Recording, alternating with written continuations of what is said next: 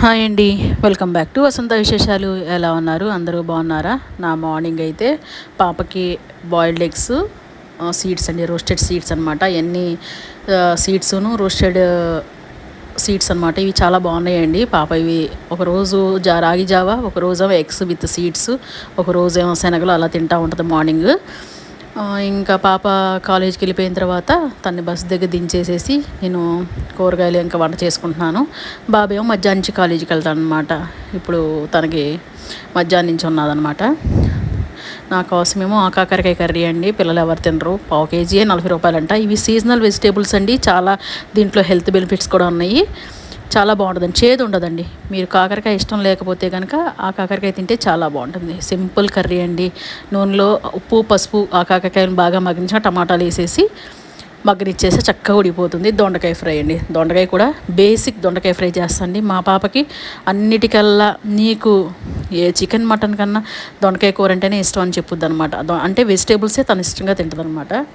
దొండకాయ ఫ్రై చేశాను. కొన్ని దొండకాయ ముక్కలతో దొండకాయ పచ్చడి కూడా చేశాను అనమాట. ఇది కూడా అంతే అండి, బేసిక్స్ దొండకాయ ఫ్రై. ఆయిల్లో ఉప్పు, పసుపు వేసేసి దొండకాయలు బాగా మగ్గించదో కారం వేసాను. సిమ్లో పెట్టి ఏ కర్రీ వండినా టేస్టీగా ఉంటుందండి.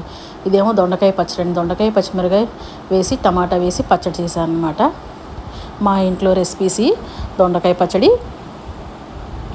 దొండకాయ కర్రీ, దొండకాయ ఫ్రై, ఆకాకరకాయ కర్రీ. మా బాబుకి ఏమో ఆయన ఇంటర్మీడియట్ ఫాస్టింగ్ అనమాట. ఒక 18 hours 20 hours చేస్తాడు ఎవ్రీడే.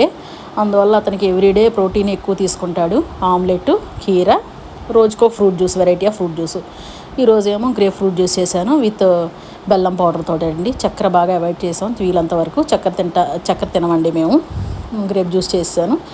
తనకి నాకు గ్రేప్ జ్యూస్ చేసుకుని తాగాం. పాపేమో కాలేజీ నుంచి వచ్చాక తాగుద్దండి తను జ్యూస్ కానీ ఇంకా పాలు కానీ ఎప్పుడైనా కాలేజీ నుంచి వచ్చాకే తాగుద్దనమాట. మేము ఎర్లీ డిన్నర్ చేసేస్తామండి.